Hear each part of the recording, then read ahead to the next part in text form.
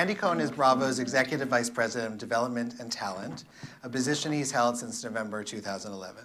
He's responsible for overseeing the network's current development slate, creating original content, developing innovative formats, and identifying new talent.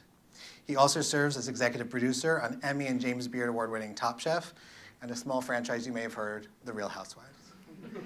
In addition, he's the host and executive producer of Watch What Happens Live, Bravo's late-night interactive talk show that features guests from several of Bravo's most popular series, as well as from the world of entertainment, politics, and pop culture. If they're famous and they live in New York, I've flown through New York, they've been on your show. You also host the network's highly rated reunion specials, and you write a blog that's posted daily on bravotv.com. In December of 2012, GQ magazine named Cohen one of the 25 best-dressed men of the year. And he's in the current GQ. Now, I saw Andy upstairs before we came down here, and we just have a little beef because he's photographed in a newsstand, and the caption reads, "Keep the supporting cast solid and simple, a dark suit and knit tie, but don't step on the GQs." And if you look closely, he's stepping on a stack of InStyle magazine. They made me do it. Yeah. So I count 5 issues here that we didn't sell, and I'm calling consumer marketing. You started at Bravo in 2005 as Senior Vice President of Original Programming and Development and became Executive Vice President in December 2010. You've overseen a slate of unscripted series and specials including Project Runway, Top Chef, Queer Eye, Workout, Top Design, Make Me a Supermodel, which I lost, Blowout, Kathy Griffin, My Life on the D-List, The Millionaire Matchmaker, $1 Million Listing in 2 cities, The Rachel Zoe Project, Brad Show, Work of Art, Bethany Ever After, Tabitha Salon Takeover, The Shaws of Sunset, Flipping Out, and the Real Housewife franchises. Yeah, right? Previously, you were the Vice President of Original Programming for Trio, which was an amazing network. Beginning in July 2000, he was responsible for developing and supervising all of Trio's original productions, including the critically acclaimed original documentaries Gay Republicans, Easy Riders, Raging Bulls, those are 2 different documentaries, and Brilliant But Canceled series. You've received an Emmy when season 6 of Top Chef won Outstanding Reality Competition Program at the 2010 Primetime Emmys, and has been nominated for 12 additional Emmy Awards as executive producer of Project Greenlight, Project Runway, Top Chef, and Queer Eye. You won a Peabody Award for your role as executive producer of the Trio documentary The N-Word, and another in 2008 as executive producer of Project Runway. Prior to Trio, you spent 10 years at CBS News as senior producer of The Early Show, overseeing the production of entertainment segments. Cohen also served as producer for CBS News 48 Hours and for CBS This Morning, where he produced live segments, celebrity profiles, covered breaking news, including the Oklahoma City bombing, Hurricane Andrew, the California wildfires, and the crash of TWA Flight 800. So it's not all housewives. That's true. Although now For some of us it is, but so congratulations on all your success. Congratulations also that the book is a bestseller, and we heard just now is going to be issued in paperback. It's been so popular. Beginning of April. So I've read the book. I have a lot of questions about some of the things in the book, but there were a lot of questions about Real Housewives that we're going to have to get to. Whatever you want. Okay, good. I'm here for you. So you talk a lot, and your book is called Most Talkative, and you're on TV 5 nights a week talking. Yes. You said that your mouth got you into a lot of trouble growing up, at school, at work, in different places. I'm wondering, though, when all is said and done, what is it that you're trying to say? Why did you write this book? I wanted to write this book because I think I wanted, for a few reasons. First of all, I think that I have a lot of funny stories. I have a great love of pop culture, and I have had the great fortune of being in the middle of a lot of pop culture, some by happenstance and some by pure design. And so I wanted to kind of share those stories, share the stories behind some of my favorite TV shows that I produce, and also kind of share how pop culture, my love of pop culture, has influenced everything that I do now. A lot of people, and also I think part of me selfishly wanted to explain kind of how all this happened to me that's happening now, because it is by such an organic thing. There's a misconception that one day I woke up and gave myself my own TV show, and it's very far from the truth. And the story behind how that happened is it's a wild and amazing thing. And so I think what's so interesting about your story, and I think what might be really interesting for us to hear a little bit more about, see, this is a room full of people who work in media, Yep. Who work in publishing, Yep. Certainly an industry that's going under a lot of transition and a lot of change. I think what's so interesting about your story is that you really set out on a trajectory to be the face in front of camera person for news and representing CBS and working in that, and then you were sort of suggested or guided to go behind the camera. Yes. Right? Yes, I was an intern at CBS News, and I had many internships in my pre-career career, and I really wanted to be a reporter or an anchor. And my last internship was at CBS News, and my boss at the time said, "Oh, but you have this terrible wandering eye. Like, you'll never make it as a reporter because you're horribly deformed." And I was like, "Oh my God, I have a wandering eye." I had Wait, no did you idea. not know? No, I that didn't anyone even know, perceived Ariel. that? Okay. No. All right, well. I didn't know. So he sort of don't did you a find that favor. so unusual. Anyway, I didn't know, and so I was like, "Oh my God!" And so it was in part that, and it was in part that I had literally tasted the Big Apple here, and I was like, "Do I want to move to a small town, and be a beat reporter in Sioux City, Iowa, or wherever, in a small market?" And then work my way up, or would I rather move to New York and work behind the scenes? And so that's what I chose. I was like, I would much rather come here. Was there and do somebody that. who gave you great advice? Like, that's a very frank bit of advice, I guess you can say. Someone says, Yeah. "Look, you have a wandering eye, get behind the camera." That was. But was there somebody who said to you, "You know what? Follow your dream. Do what it is what you want to do." I just said it to You myself. just I did it. just went with it. I've never, at no point in my career, have I ever. I've just gone with my gut the whole time, and I've also.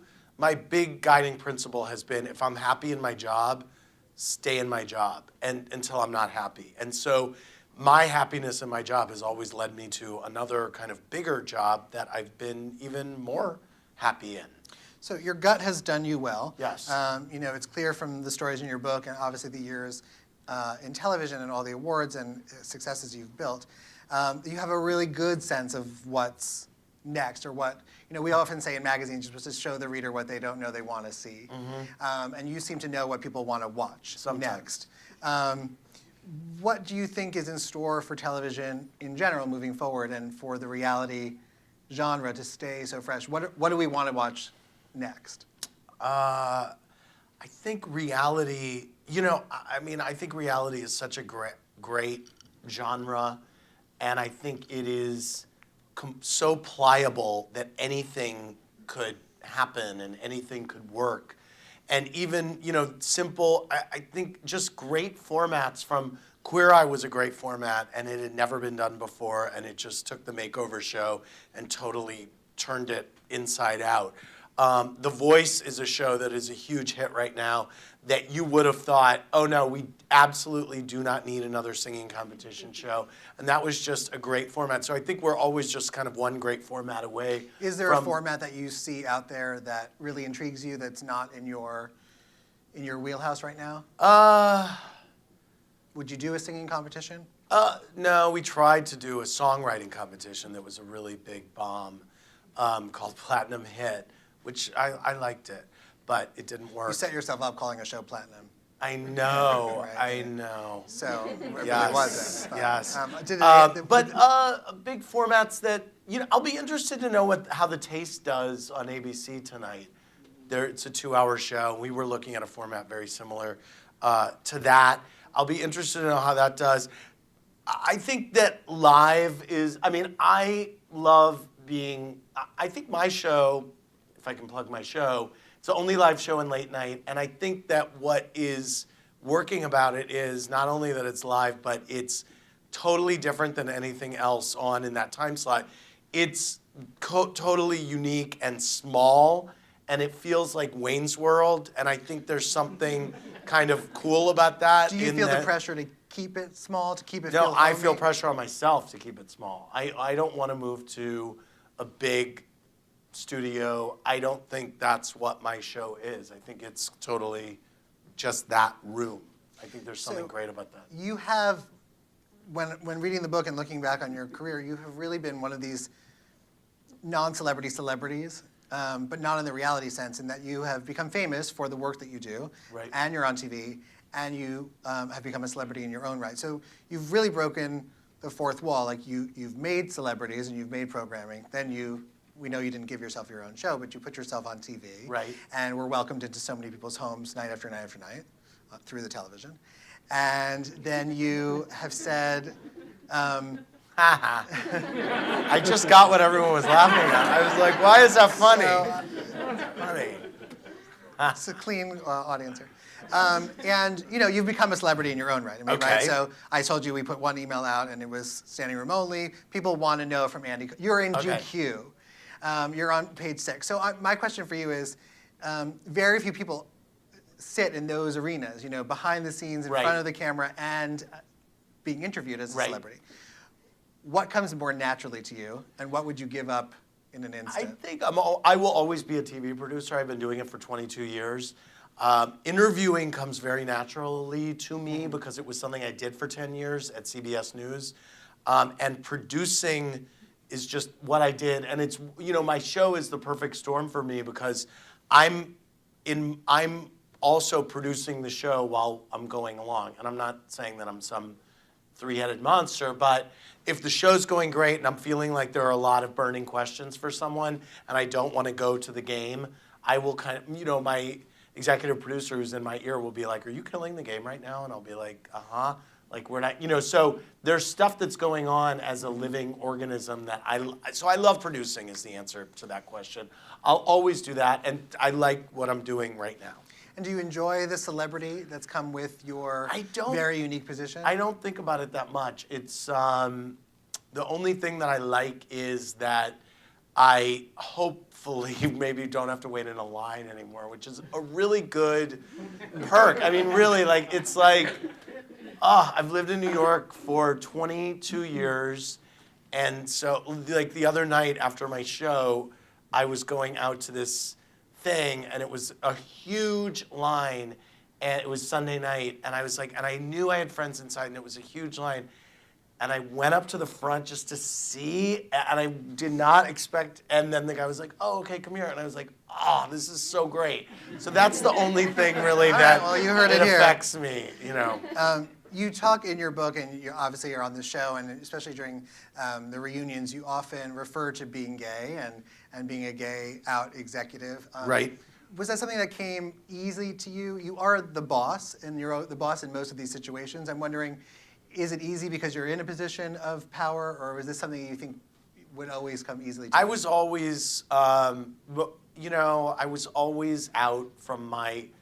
Actually, I wasn't out when I was interning in all these places. And I remember someone in an internship once was like, I worked for 2 gay people, and they go, you're gay, right? And I was like, no, I'm not gay. Like, are you crazy? So I went through a time when I was in the closet, and I have my own coming out story, which is in there. But once I got to CBS, I was just out, and it was a part of who I was. And it was interesting because I started there in 1990. And I couldn't believe how many gay people there were that were still in the closet in 1990 and in the early 90s at CBS News. And I was like, I'm in New York. This is this liberal bastion, and I couldn't get over, what I was seeing. But so for me, I had made the decision, and it was part of who I was, but it didn't define. It wasn't the only thing that I was. It was a part of who I was. And I was so disarming about it that I would say in meetings, oh my God, that guy's so hot or whatever. And I think a lot of people during that time in the early 90s hadn't heard people speak that way so just blatantly. And so I think it was disarming. And are there moments now when you're doing like the Housewives reunion shows and somebody clearly has said something homophobic or somebody says something on a blog and it's come up where how do you decide whether or not you're going to interject as a gay man, or are you just Andy? I made the decision in the first Jersey reunion. There was a big conversation about something homophobic that Danielle had allegedly said, and this whole conversation was going on about whether it was offensive and whether it wasn't, and I had not been on TV for that much at that time, and then I was like, well, and I didn't even think we would use this in the show. But I said, look, I have to say something. I'm gay, and I thought it was offensive. And so that was the first time I kind of put myself out there on TV. Now everybody knows I'm gay, and so if the conversation is going to be about something homophobic, then I will jump in, absolutely. Or it seems like at this point they even just defer to you. They say like, "Oh, Andy, we're sorry Right. he said that," or Yeah. you know, or "We're friends with Andy, so it's Right. okay." So I was reading a bunch of interviews. You gave an interview with the Washingtonian where you talked about the impact of Bravo and Bravo programming, and you said something that one of the impacts of the work that your programming has contributed is that we're seeing gay characters that aren't necessarily on TV or characters because they're gay. They just happen to be interesting humans who are gay. Yes. And I think a lot of people say that Bravo is probably the gayest network, arguably, even though there's a gay network. Yes. And it's not Bravo. True. But I was having conversation with people over the weekend, and people were saying, I don't know necessarily what the role of Bravo is in the gay community. There are a lot. You can look at it and argue that there are a lot of stereotypes, or people who see gays as stereotypes, reflected in the programming. So I started to think. I said, okay, well, you have Brad, who's like the crybaby stylist, and you have Jeff, who's the really sort of anal, bitchy interior decorator, or Reza, who's obsessed with skinny girls and jewelry and being thinner himself. So, and then the gays on the Housewife franchise are often accessories, and are all somewhat a bit of a mess. Cartoony. And, they're cartoony. So, on the one hand, it's a reflection of our community in part. Gays seem to love the network, if I can generalize, being a gay and someone who watches it incessantly. But what do you say to this? Andy Cohen is putting out images of gays that aren't necessarily the most varied, the most positive. I would say you're full of shit, basically. I would say we have had every shape and size of gay person on the channel in the 10 years that I've been there, or 8 or 9. And I think that what's notable is that the amount of people, again, that have been on because they're talented designers or hairstylists or interior designers or whatever they do. Now, the worlds that we inhabit are typically food, fashion, beauty, design, and pop culture. And the people that we put on are pretty colorful people, whether they're straight or gay. We don't put wallflowers on TV. There's no housewife that's a wallflower. There is no, Patty Stanger, what'd you say? Not for more than one season. Exactly, or half a season. So I think we do put people on with lots of personality, and I think there have been every different kind of shape and size of gay person, and I think they've all been pretty proud of who they are, and I think it has been one of the things that makes them special, and they've all had a sense of health or self and pride and honor, and I am proud of every gay person that's been on Bravo. Every? Sure, why not? I'm kidding. That's wonderful, and I think it's true. I mean, it's not like you're doing shows about librarians. So right. And if we, I don't know if we would watch that anyway. Right. I do want to ask you though. I want to stay on this topic for a second more about this sort of generalizations or stereotypes that we see in television in general. Yeah. And I watch all the Housewives. I didn't watch DC, I'm sorry, but I watched all of them that are on. You missed out, it was good. I know, that's what I kept reading in your interviews, that DC was the one I missed. I loved it. I'm often struck by the fact that I'm watching these shows and Miami is, except for one, all Latinas. Atlanta, except for one, up until this, are all African American. And I often think, okay, well, they're saying this is a reflection of society. This is how people hang out, or this is what these are the most colorful people we found. But why aren't there more integrated moments on these shows? And is that something that concerns you? Was it something that you thought about when you put Shahs of Sunset on? Like, how is the ethnography of the programming thought about? I think that the programming itself, if you really look at the span, is incredibly diverse of the different different groups that we have.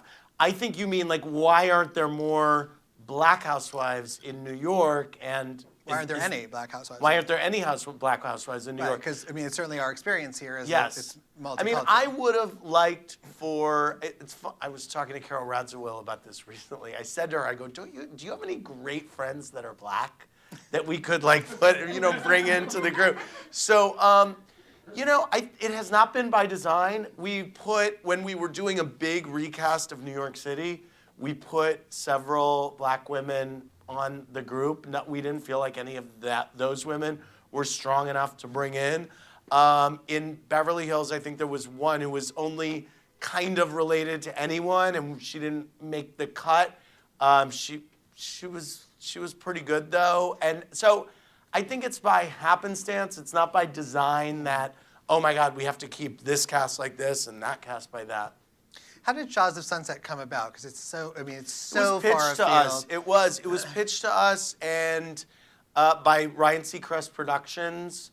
They came to us. We spent some money on casting. I think we did 2 rounds of casting on that show of let's further get the group. We really wanted them to not just be partiers. We wanted to make sure we found people who had real jobs and were actually doing something during the day, because we didn't think that the Bravo audience would care to see a group that were just partying all the time. And we felt like it would be a big hit, but we just wanted to make sure it was on brand, and we spent a lot of time. I think we sat on that one for about a year. What makes Shaws of Sunset on brand for Bravo? I think it's big characters, it's fun, it has heart.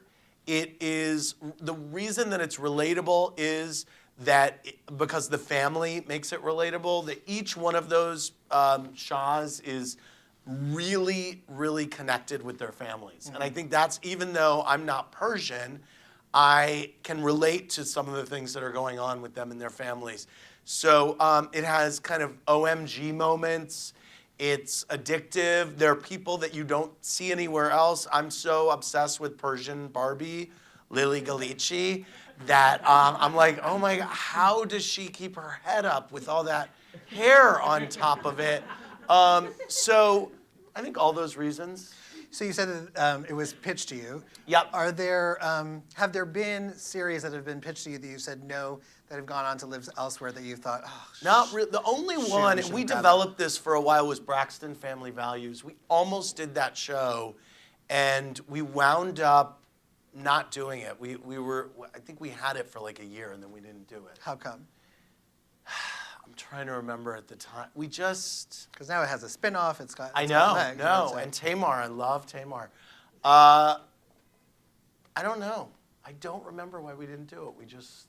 Are there shows out there on other networks that you think, oh, I wish we had the Kardashians, or I wish we didn't have the Kardashians? I think the Kardashians would probably fit on Bravo, although it's a little too set up, I think. Mm-hmm. And I have to... I think a show like The Voice... I mean, The Voice is so expensive. I mean, how are you going to... Look, I wish... Is Project Runway still on the air, right? Yes. Okay. I wish we had not lost Project Runway. Yes. You're clearly not watching it. I have not seen it. I haven't seen it since the day it left Since Bravo. it left. That's fair. Yes. So you said it's a little bit set up. I wanted to ask you, I had heard through the Housewife grapevine that when you are shooting and the cameras are following you, you are rated, so to speak, by the producers after a scene. So you and I would have a scene, and they would come up and say, Andy, that was a 3, Ariel, that was a 2. And 5 being the most dramatic. And that people are working hard to get 4s and 5s in the hopes that they would get more and more screen time. You've never heard that? I've never heard that, but the New York cast, more than any other cast, and this has been from the moment we started shooting New York, I mean from season 1, it's worked to the detriment of the show, and I think it's worked to the benefit of the show, although the stuff that's worked has never... they've been so in their head. New York housewives are more in their head about, was that good? Was that good TV? I mean, you saw it in my interview with Jill Zarin when she's like, I was trying to make good TV and this and that. And it's like every time they've tried to make good TV, it's either backfired on them or it's come off like they're acting badly. Or so I would believe it with New York because they're so. And are you giving feedback saying like, look, it looks like you're acting. It doesn't seem real. I'll give notes saying they look like they're acting. We have to either cut around this or trim this scene or this is bad. Don't use. I mean, if they look too self-conscious to me, then I'll say we can't use this. There have been a lot of seasons where, for the first few weeks of shooting, we've not used what's been shot because they're so trying to present themselves in this way. And I'm like, wait a minute. And it's because when we last saw you at the reunion, you were a fire-breathing dragon, and now you're being like, oh, I brought you flour. So, it's like, okay, you can't rehabilitate yourself so quickly. You have to. Well, I noticed also that a way that people are able to rehabilitate themselves is the opening sequence. I had coffee with one of the housewives. She was going into her next season, and she said, Bravo wants me to say this in the opening, but I'm not sure. What, like, I'm a lady, but don't cross me. Like that? Yes. Oh, yeah. The Exactly. openings they used to come from dialogue that they said. Vicki Gunvalson's first line was, here's to not being fake, and it was probably my favorite housewife. It was amazing on so many levels. But no, we work with them now on their opening line. We use what will hopefully fit best with who we think they are that season. So I want to ask you, if you had to have your opening line, what would it be? what would it be? And what would you be holding? And more importantly, what would your move be? Because they have a twirl, they have a, It would like, be, what's your posture? I think it would be a little bit of runway with like a side pivot. And then I think it would be something about, someone asked me this at a book thing, and I like the I'm a lady, but wherever that was going, I don't know where that was going. well, but that wouldn't be mine. Well. Okay, thank you. I might take that. Right. No, it would be something about, like my smile or my teeth, but I don't stop talking. Like, you may see my white teeth a lot, but I never stop talking, or something like that. I have to perfect it. Well, you have a whole season, I'm sure. I love Brandy's this season. Being rich just makes you rich, or something like that. So I posted on Twitter that we were going to be chatting, so I want to just quickly go through some of the Twitter questions. Good. The first question that actually came through 3 times from 3 different people, maybe somebody's in the audience tonight, was, are you single? I am.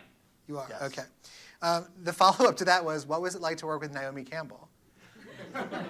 Oh, work with Naomi Campbell? I didn't think you had worked with her. No, but I did. What's I funny saw a picture is of you together. I did interview. I did a live Watch What Happens Live in.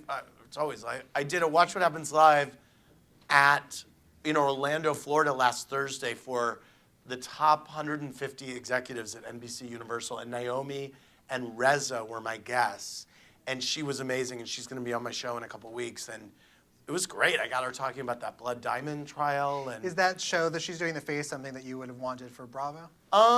We tried a modeling competition show, and it didn't totally work, although I really liked it. And so I hear it's really good. Somebody wanted to know, what's your biggest cringe moment? Was there something you said or Oh my God, something on every the, day. On the network that you thought we've gone too far? Or like a lot of people had a lot of issue with Taylor and that storyline. Well, that was Taylor's, a terrible thing. Have there been other things that you've put on and you thought, okay, we were going to go with that, and then you thought, I mean, most of what makes it on the air has either been pared back or, I would say everything that makes it on the air has gone through thoughtful consideration where I've been like, oh, okay. I mean, I cringed at the moment on New Jersey Housewives when Joe Giudice got, well, busted. can you clear that up if you don't know how to pronounce it? What is it? Well, Is it Giudice or it's Giudice? both. Teresa changed it, so I always say both. Okay. Just to cover my ass. But when he got busted, and all these fans on Twitter of Teresa's, who has great fan base, were like, how dare you put that on? And I'm like, well, look, you agreed it's optional going on a reality show. You have a microphone on and a camera shooting you, and you don't have to cheat on your wife. So it's like, there's only so much I can. Somebody wants to know who makes your suits. They are a lot Ralph Lauren Black Label. I also like Says Sir Van on Green Street. Some Hugo Boss, Little Paul Smith. Mainly Ralph Lauren Black Label. Got it. Okay. Since your show is so fun, I want to make sure this interview remains fun for you. So we're going to do. There were a lot of questions that I can't ask you with the time constraint. So we're going to do like a lightning round. Okay, great. I'm going to tell you something, and you're going to just tell me the first thing that pops into your head. Okay. Yeah. Jill Zarin. Exhausting. Being Bobby Brown. Amazing. Which was a Bravo show. Amazing. Shocking. Brie Asia. Brie Asia. I love Brie Asia. Glamour. Lifetime TV. Lifetime for women? Yes. Lifetime women. Weeper. Jacqueline Smith. Honey Boo Boo. Honey Boo Boo. Uncle Poodle. Yeah. Twinks. Twinks. One Direction.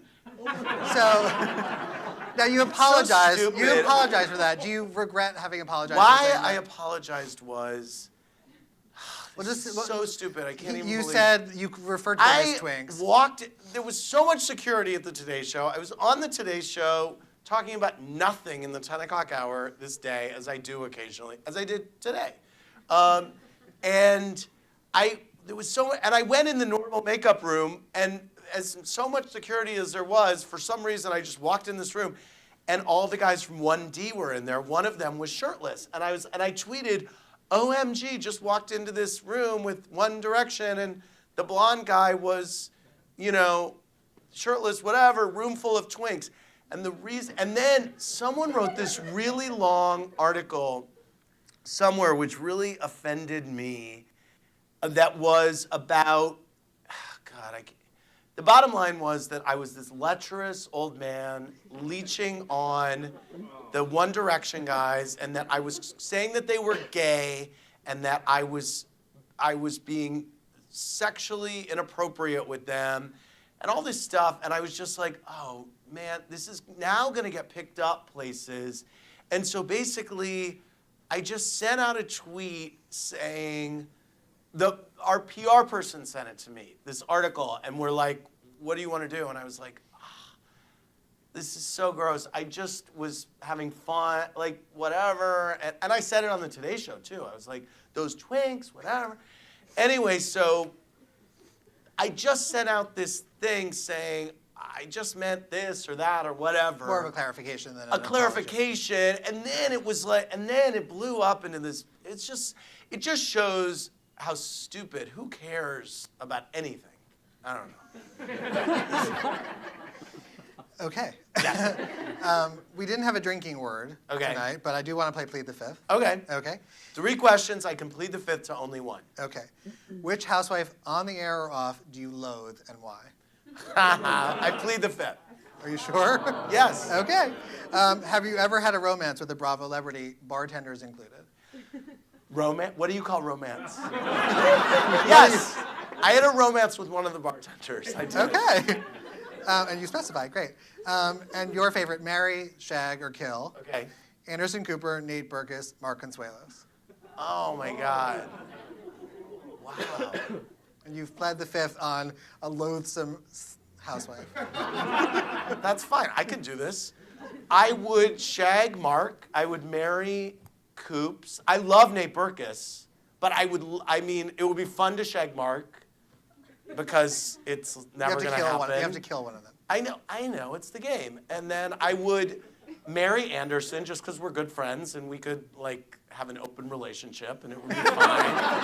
And then I would kill Nate just because it's the game. I really like Nate Berkus, but that's how I would answer that question. I appreciate your play. Yes. We will take it to the audience. Questions from Timing's Out and Proud group. Some better. Not so. Someone not better break the somebody better hymen and ask a question. Okay, here. You were talking about Formats? formats. Yeah. So who thought of Last Chance Kitchen? Oh, who thought of Last Chance Kitchen? Yeah. We were working really hard to come up with a online complement to Top Chef that would impact the game. And we took it to Magical Elves and Dave Serwaka, who's our executive on Top Chef. They sat in a room and just came up with this amazing concept. And we have another incredible one that we're working on for another Top Chef thing that's happening right now. Yes. In the back. Yep. Who are your two dream guests? My Or two Watch What dream Happens guests for that Watch you What haven't Happens. had. Two dream guests for Watch What Happens Live. Michelle Obama, our First Lady. Would they be on the same episode or just in general? Oh my God. God. Michelle Obama and who would be good with Michelle? See, I like high-low. So, Michelle Obama, who'd you say, Gaga? Well, no, but she's not low. I mean, she's high too. Michelle Obama and, I'm being so bad at this. How about just go hi, and Michelle Obama and Oprah together? I guess. Wow. Yeah. I have a question about Oprah. Okay. You are a big fan of Oprah. I know. I write a whole thing about You write a Oprah whole in my thing, book. and you like Yeah. basically like try to sneak your way into an interview. Yes. And Yeah. I lied to her 3 times and got busted. Bad. Well, I tried to sugarcoat it. And you have a real deep adoration for her. You Yes. also are a hugely successful TV executive. Yes. We read so much about OWN's Yeah. struggle. Yes. What would you do at You know OWN? what? Here's the deal. I was on Howard Stern, and he said, "What would you do on OWN?" And I was like, "Oh," and I hemmed and hawed, and then finally I said like 2 things. And then the Hollywood Reporter was like, "Here's how Andy Cohen would fix OWN." And then Gail was like, "That was not great," or something. So OWN is doing great, and Do you they're have? going to be great. Is there a show that you watch on OWN? Do you watch any of the Oprah's next chapter. Next chapter. Yes. What do you think of Lance Armstrong? I think that I've only watched half of it so far. It's on my DVR. But I just think he's a dick, basically. There you go. Yes. Any other questions? Yes. Your most memorable interview. My most memorable interview. God, so many. It's so funny. I have these episodes of my show where I walk in and I'm really tired, and then I get a second wind at like 10:59, and I think, oh, this show tonight is going to be, I don't know. There was one we did with Kathleen Turner and Jennifer Tilly where they were both a little drunk, and it just turned out to, I was like, I would vote for both of you in office. Like, it's hilarious. One that we did with John Mayer and Dan Rather was one of my favorite episodes we've ever done. And I just love Dan Rather and really admire him. And so that for me was, as someone who grew up watching Dan Rather and then was at CBS News for that whole time, and he was the anchorman, and now I'm doing a whiskey shop with him on TV, that was something that was really just a really exciting night for me. Are you drinking on the show? Yeah. You are. Have you ever gotten to, Occasionally. like, where you're like, oh, I had too much? I used to get very drunk on the show because they would bring me new drinks every commercial break, and I would be so psyched that I could drink on TV. It was when it started at midnight once a week on Thursday nights, and so it just felt so wrong and exciting to be getting shickered on TV that I would do it and be psyched about it. That by the time, the end, I do this thing called the Mazel of the Week and the Jackhole of the Week. I would be reading the prompter and slurring my way through it, and I would be thinking, oh my God, I'm so drunk. This is so fun. But it was a bad idea. And so now occasionally I drink fake drinks. I'll drink a Fresco with no tequila, and you can't tell. And it's usually on those nights that I will stumble over some words, and people will be tweeting, oh my God, you were so drunk tonight. You were so drunk. And I'm like, If I only. was so, yeah. Any other questions? Yes. All right, how did you decide to make Watch What Happens Next a 30-minute show versus an hour-long program? Oh, 30-minute show versus an hour show. I just think it's always good to leave people wanting more. And we do an after show, which is, to me, it's almost my favorite part of the night. And I just like let a sigh of relief. And if I haven't been drinking on the show, sometimes I do pour a cocktail for the after show. And it's really relaxed and mellow, and we just chat. And I do think it would work as an hour with a lot of people. And we always leave, 12 callers on the line and a stack of questions that are unanswered. But I do think it's great to leave wanting a little more than be like, oh, I'm done with this. It's so Did boring. you ever have a guest that you were so excited to have on, and then they got on, and you thought, this is deadly? Yeah, I was excited about Scott Baio coming on, and then it turns out he doesn't really like gay people, and I offended him halfway through, and so, but typically I'm pretty pleased with everybody. Yeah, I'm so excited that people just show up in the club, and a lot of times people come in who I have very low expectations of, and I just think, wow, they were so game, and I loved it, and I want everybody to succeed and be great on my show, and I want to bring out the best in them, and so that's my general feeling. Yes? Two parts. Okay. How many people in your audience? There are about 22 people in my audience. And then during Hurricane Sandy, Yeah. you had no members and you were in your pajamas? Yes, I did my show Yeah. in my PJs, yeah. So was that a little bit different not having a live It was feedback? crazy. I didn't have any guests. Yes. And I was in my pajamas. And you know what? We came up with a really fun show. I just tweeted saying, ask me questions. We came up with 3 funny Here's What's that had to do with 3 of either my favorite moments from the show, or for Plead the Fifth that night, I replayed the Meryl Streep Plead the Fifth that she had done because it was one of my favorite Plead the Fifths and not everybody had seen it. And it was a pretty decent episode, actually, believe it or not. It was fun. Yeah. How do you choose the bartenders? How do we choose the bartenders? Can I apply? And can you apply? We had a contest once to have viewers apply to be bartenders, and that was great. We got a bunch. We got so many submissions, and it was fun. And we'll do that again, and you can sign up for that. And then we sometimes it's really random. I mean, today I was on a call. We have the guy who is playing Spartacus on Thursday's show, and they go, "Oh, Stars has the Spartacus suit of armor.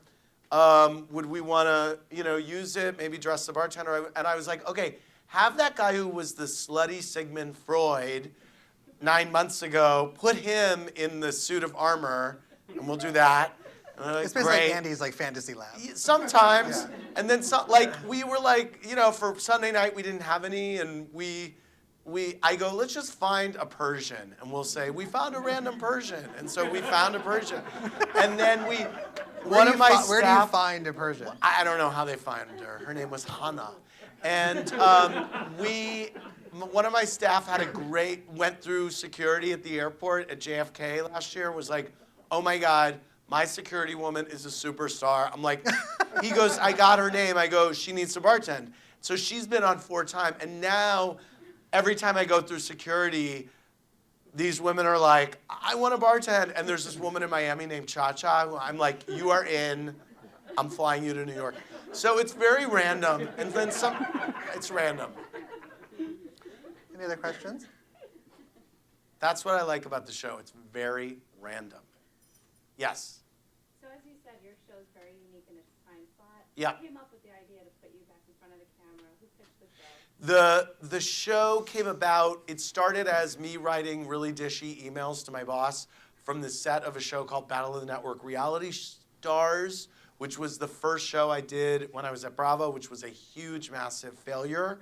And my boss, Lauren Zalaznik, said, oh my God, these are so funny. You should have a blog on Bravo TV. And so I started blogging, and I was the first network executive to have a blog.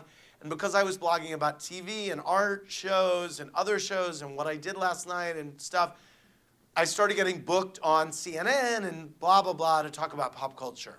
And it would promote my blog. So I started doing that, and then Lauren wanted to do a live online show to complement Top Chef. our tagline at the time was "Watch What Happens." So she said, "We'll call it Watch What Happens Live, and you can take viewer questions, and you'll be there with the chefs." So and I said, "Oh, well, we'll play a game. We'll be drinking cocktails," and basically that became the format for the show I'm doing now. And it really was an online show. We did about 50 episodes of it online after Top Chef and Project Runway and Top Design. And then Michael Davies came to Bravo and said, I could be doing that online show you're doing from my studio. Oh, and I was doing that online show. We needed a host of the season 2 Housewives reunion. We had never done a reunion show. Lauren said, let's do it as a version of your online show, and we'll put it on the air. And we did it, and I was not great, but I wasn't horrible. And then we needed a host for a workout reunion and a flipping out reunion. I did those. And then that's how it all happened. Crazy. How many hours do you tape On reunion reunions? for like a 3-part? We insanity? tape about, it could be 8 hours of tape for a 3 44-minute episodes. And do the people who come to the reunion know if they're going to be asked back for the next season or not? No, they don't. And sometimes the reason I think that sometimes you see someone really get aggressive or really get in there, and to me, I'm like, oh my God, they're auditioning so hard to get brought back because they want a place in it.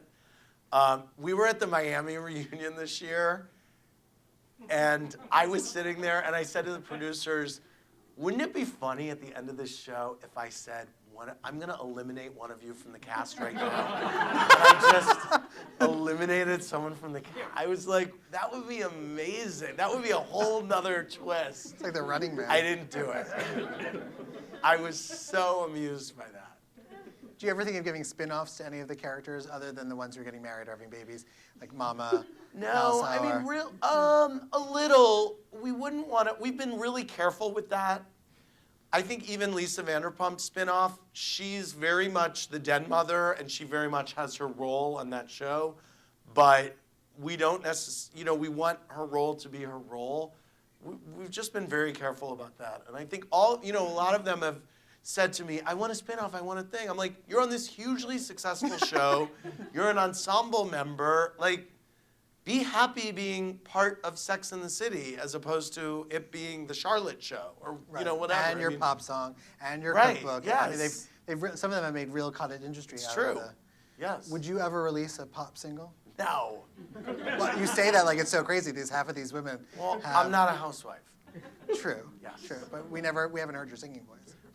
It's as bad as many of the housewives. There you go. So on that That note, being said, I love Gone with the Wind Fabulous. I Amazing, literally, amazing. I actually was talking to my husband Anderson about this today. I said, how was Kenya on your show? And he said, wow, she's really something. She tried to get me to twirl. And I said, how did that go? And he goes, I don't twirl.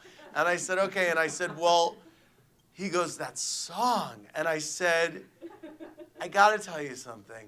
When I heard that song, I just thought, this is the greatest job in the planet that I have. And I was like, I can't believe 5 seasons in, 8 episodes into The Housewives of Atlanta, I get an email on a Friday night saying, Kenya has a song. She wants to know if she can perform it Sunday night. I'm like, yes, and email me the song. And I put it in, and I'm like, I was so happy. I was happy all weekend long. I was like, this is amazing. thank you so much for You're your time. welcome. Thank you for asking all our questions.